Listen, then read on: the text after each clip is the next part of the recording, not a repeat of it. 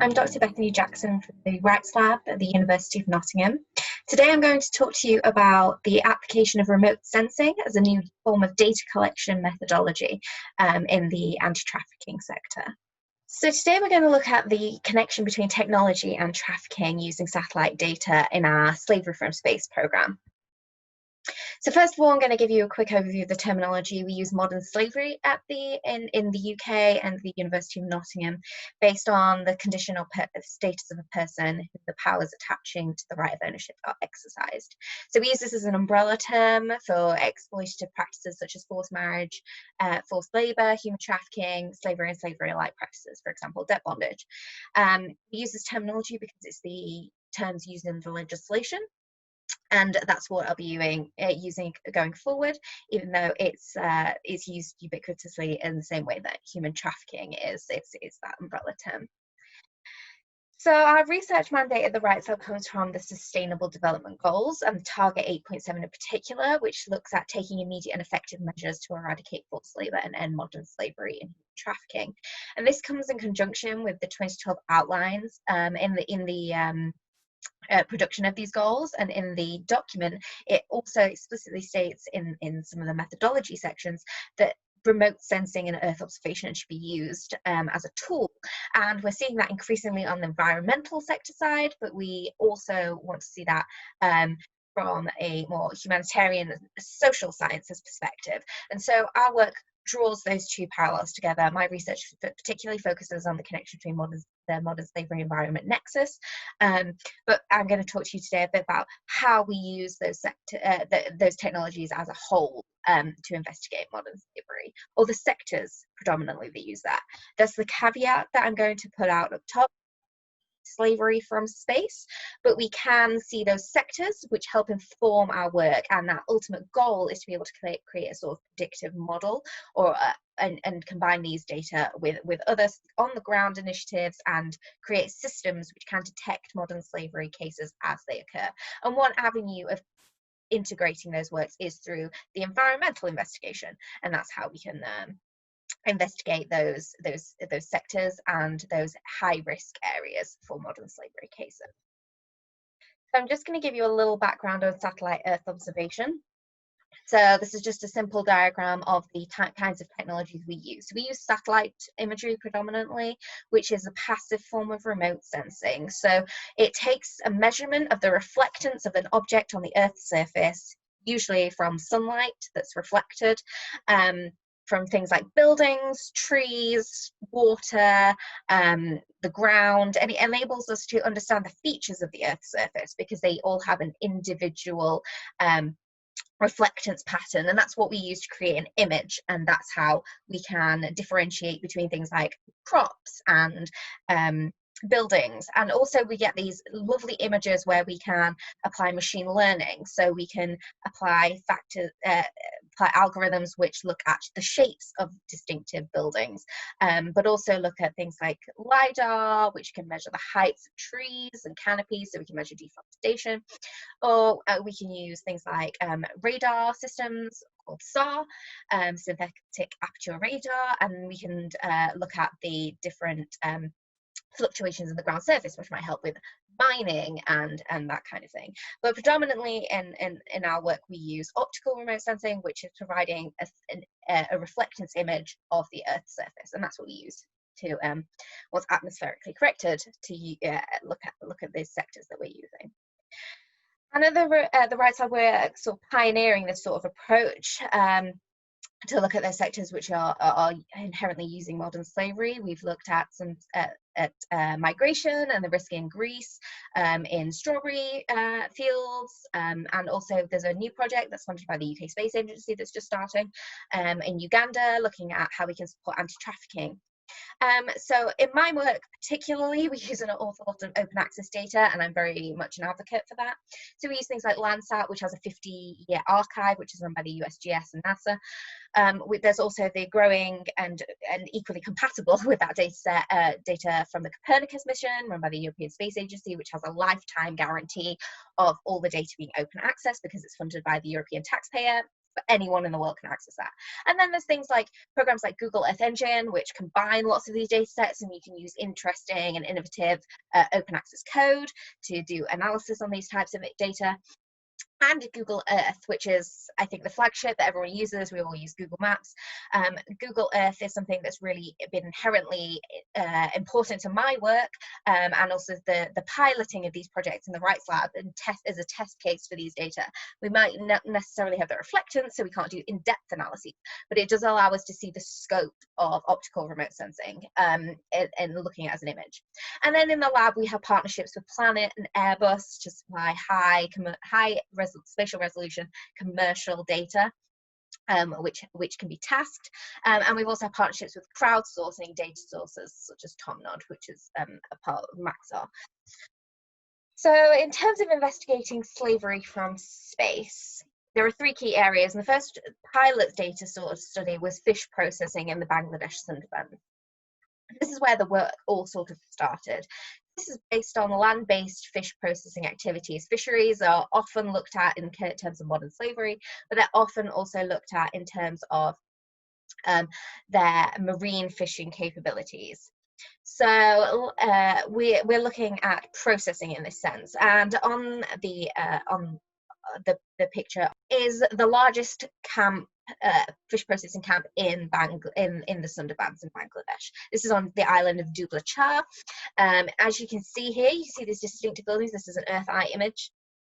You see this distinctive sort of rows. These are the fish drying racks, which on the right you can see the process of those people, of those children in particular, men and boys, drying the fish. So in order to investigate these areas, we have a lot of ground data of people that had visited these sites, and photographs, people that had spoken to them, a couple of narratives. And this was used as our ground truth data, which is something that's really important, but often we don't have a lot of, because places where modern slavery occur are often hidden, remote to access, and it can be dangerous for people to be on the ground when those environmental and humanitarian issues are occurring. So these practices are taking place in a protective area. The Sundarbans itself is a reserve working forest, but some of the areas are protected, which I'll show you on the next slide.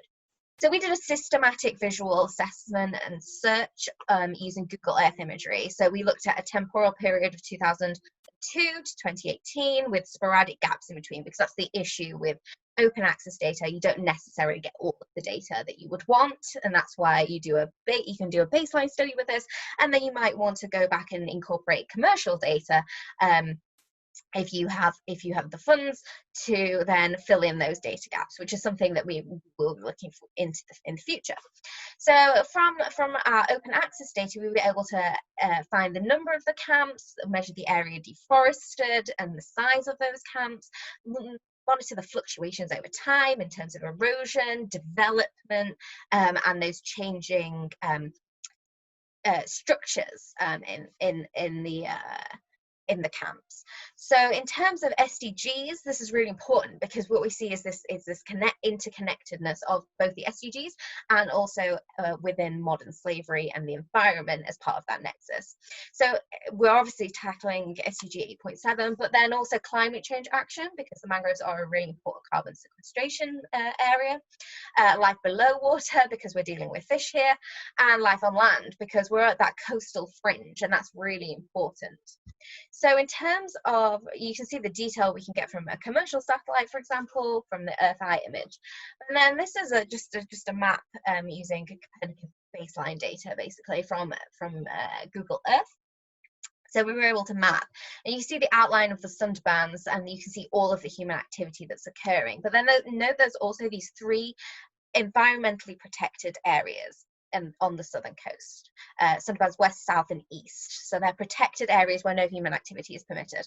And what we see there are 4 camps which are located in these areas. And what's really interesting about these is that when you look at the temporal trends over time, they were quite small camps, they were quite hidden and remote, hidden in channels, not just openly on the coastline like 5 to 10, which can obviously be seen if you were just traveling along the coastline on a boat. But 1 to 4 had this extra level of hidden which is interesting because they were also dismantled quite quickly. They were removed. They weren't there for that long. They were maybe there for about a year, 2 years, which suggests that the environmental aspects of the damage that are being done are being taken seriously. But for example, we know at Camp 5 that there are cases of modern slavery. And it suggests that but this camp is legal, it's allowed to be there, that's part of the working reserve forest. But it's really interesting because it suggests that those environmental issues are being tackled, whereas social intersectional issues with those environmental issues are not being given the same priority. And that's something that was interesting to note there. And something that was really helpful in feeding into how can we address modern slavery cases. Is it through the avenue of environmental issues in a lot of cases? And that brings us on to our second study, which is brick kilns. So this was feeding on from the fish camps work, which is the sort of like pilot test case. And the key questions around the brick kilns were how many, where are they, because that data was not known, how many people are affected in the sector, and then what are those links to the environmental impacts that could be an avenue into tackling both modern slavery and the environmental degradation of the brick kilns. So brick kilns in South Asia are really easy to spot. They're called bull's trench kilns. They are oval in shape. They are about the size of a football pitch, and they're very easy to pick out from the landscape in a satellite image. So the first thing we did was estimate. So we're going to look at these 3 areas. The estimation phase, because there were a lot of estimates, but none with replicable methodologies attached to them. So we used remote sensing to provide an estimate of the number of kilns. Then we moved on to location mapping and aging of those kilns. So the location mapping used some of the estimated data points as training, to locate the areas which would be helpful for anti-slavery organizations in knowing exactly where those kilns were located. And then that was used in a machine learning algorithm.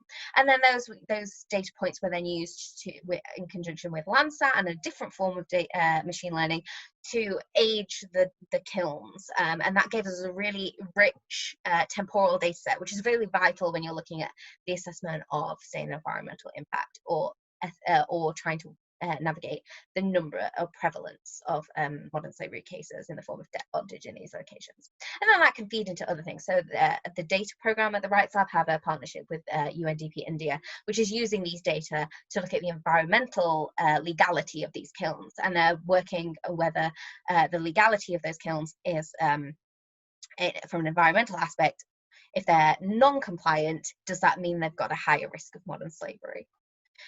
So in terms of the estimate, we used a random sampling approach on Google Earth GeoBrowser.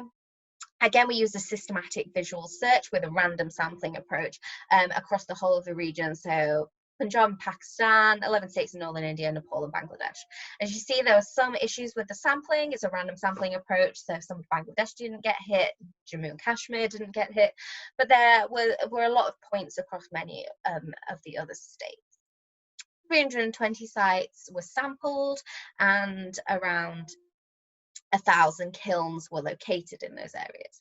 And then when we extrapolate those figures to the whole region of the brick belt, we got an estimate of 55,000 kilns, which had a replicable methodology behind them. So it gave us a sort of an idea of the scale of the sector that we were working with, and enabled us to move on to other types of methodologies. So in terms of training those data and producing a map of the locations, a CNN YOLO approach was applied. This is a you only look once. So it takes the picture of the kiln, and they twist the image around and train the algorithm from using data from the estimation phase. And they apply that using high-res satellite imagery to train those data and then scan and identify in a form of classification methodology. So that was used to produce a map, which I can't share because of confidentiality reasons, but we share with partners. So if you're interested in that, I can put you in contact with the lead on that, Professor Dorian Boyd. So that data was then used to age the kilns. Now this was really helpful because we're using Google Earth Pro, which was used in the estimation phase, and also Landsat data, which is a medium resolution data set of 30 meters. So you can't see the kilns specifically, but when you know where they are through the location map, you can look for changes in the reflectance from that satellite imagery, and that's how we know there's been a change in the way that the land cover is being used, and might have gone from a field to being a brick kiln. So we've got reliable data, a data set that goes back from 2000 to 2018 currently, but that will be increased going forward. And then, but the data set does go back to 1989. It's just the reliability is slightly lower on that portion of the data set. So that gives us a spatial and temporal data set. And as you can see, the growth in the number of kilns has increased from 1999 onward, from 2000 onwards. It's starting to plateau. That's because brick kilns of this kind are becoming slightly less in demand. There's a shift away slightly from those technologies due to the fact they are quite polluting, and there's more legislation in place. But we are seeing those trends plateau. But also we know that debt bondage is still occurring in those occasions. And because we have this temporal data set, we're able to look at those intersections with the environmental impact. So land cover mapping is something that's really, really a staple in the remote sensing community. So this is a MODIS land cover map, which is a NASA satellite, and they have a number of different classifications. And we were able to see there the intersections and the multiple vulnerabilities which have been seen in other locations, for example, the brick kiln Cambodia, which are slightly different form.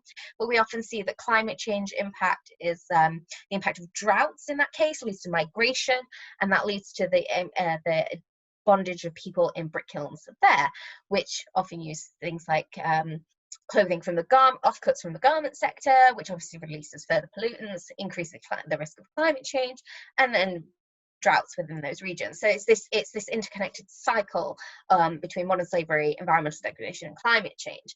And using something like remote sensing, which is a staple in the environmental sector, allows us to draw out those intersections. So we can see from the land cover maps that, and this geological map, that the lilac area is where there's good clay topsoil. So naturally in the land cover map, that's where the agricultural cropland is located. And that's really important because that's also the same area that we see a lot of the brick kilns in the brick kiln map. So there's this conflict and dynamic between brick kilns and agriculture. More than 80% of the kilns found within this region are located on cropland, which obviously puts SDG 8.7, ending modern slavery, also is inherently linked to things like no poverty, zero hunger, and good health and well-being because of the pollutants, and also the fact that it's in direct competition. So we can see that the predominant use of resources are topsoil and water, particularly topsoil. We can definitely link to have further investigation with remote sensing sources. So the same way that colleagues are working in the Democratic Republic of Congo looking at mining, they're using SAR technologies. That same principle could be applied to the brick kilns, looking for changes in the level of the landscape, where excessive groundwater has been extracted for the production of bricks, or the extraction of topsoil. So this is going to is a really important dynamic because you can see the brick kilns, the proximity to agriculture, and then also that extraction of resources. And finally, remote sensing isn't just on the ground, you can also do it in the atmosphere. So you can look at pollutant levels. So if you look at the diagram, if you look at the satellite image of this brick kiln, you can see the black smoke being emitted. So that is a clear indication of pollution that's being emitted from these kilns. And that's something that's really important to acknowledge, because a lot of oftentimes kilns which are engaged in debt bondage practices often use illegitimate forms of fuel, so motor oil, used tires, garments, garment offcuts. So there's this link which the UNDP are looking at, which is if whether the kilns are legislatively compliant in an environmental sense.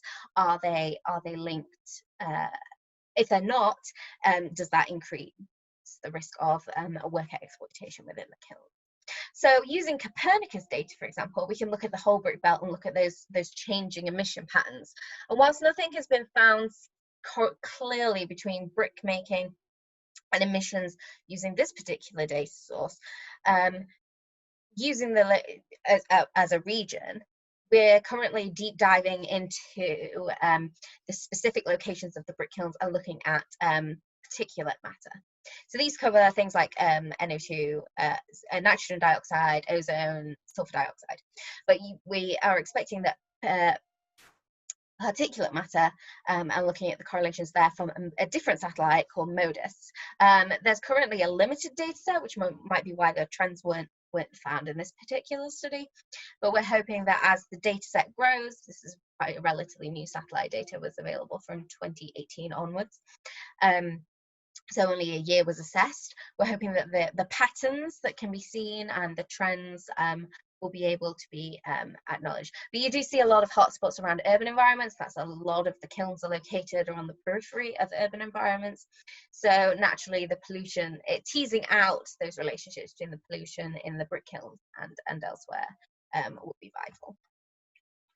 Finally, I'm going to talk about tree loss, which is our current research and where my research lays. So in terms of tree loss and modern slavery, there are a number of sector drivers, including agriculture, mining, quarrying, timber and fuel, cattle ranching. And here's two examples from Planet.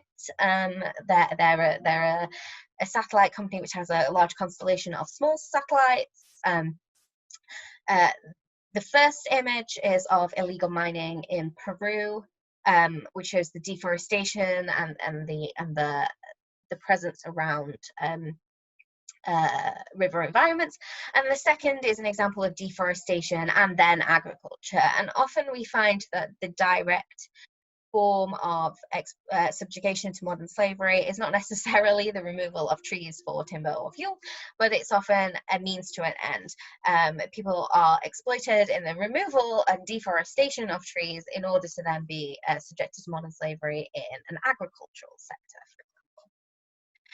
So we've undertaken a global assessment using data from Global Forest Watch on deforestation and illegal logging from the literature, and estimated the impact of illegal logging as a proxy for modern slavery, and highlighting those areas of high risk. So South America and Southeast Asia, which seem quite obvious, but they are the highest sort of areas for this risk of modern slavery and illegal logging, which is used as a proxy.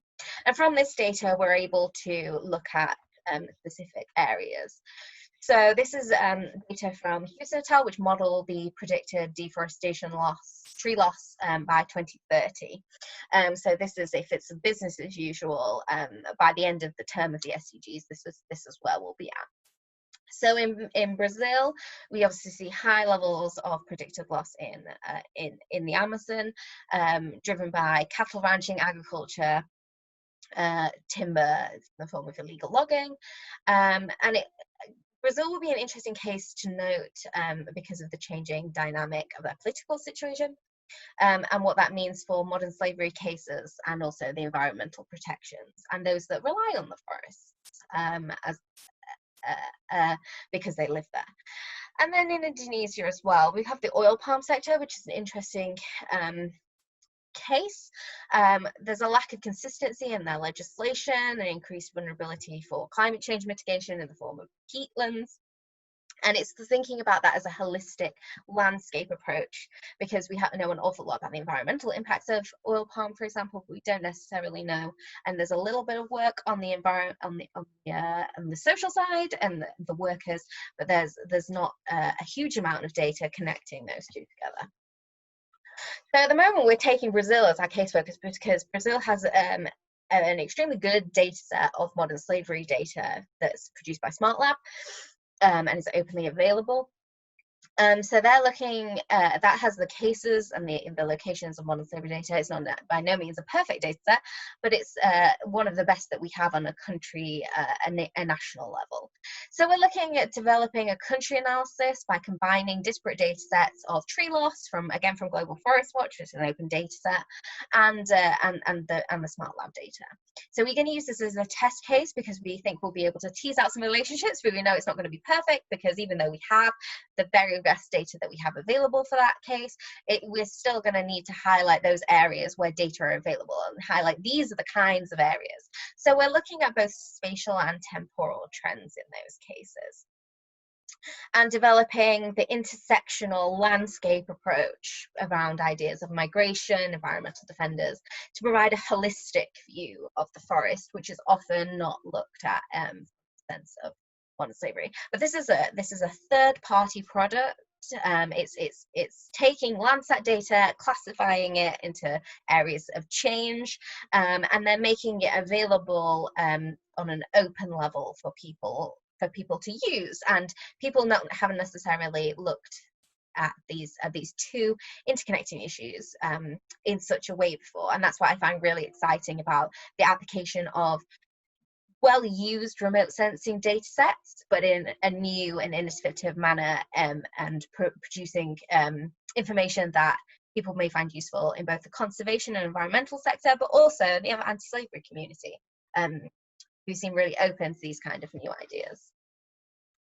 And then finally, as I mentioned, we're looking at those associated sectors. So there's a lot of data out there on palm oil, but again, focusing mainly on the environmental aspects. And people are beginning to tease out the risks of forced labor, migration, document removal, but they're not necessarily linking it to things like deforestation, overplanting, degradation of the peatlands, and then the reduction in carbon sequestration. So again, there's that intersectional link between these issues, which need to be tackled according to the SDGs, but haven't necessarily been looked at.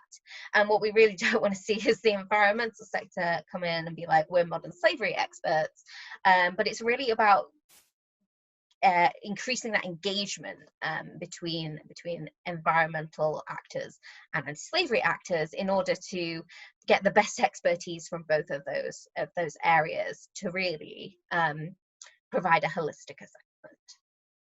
And remote sensing can help facilitate that. So where next? So a lot of our work feeds into Code 8.7, which is run by the UN.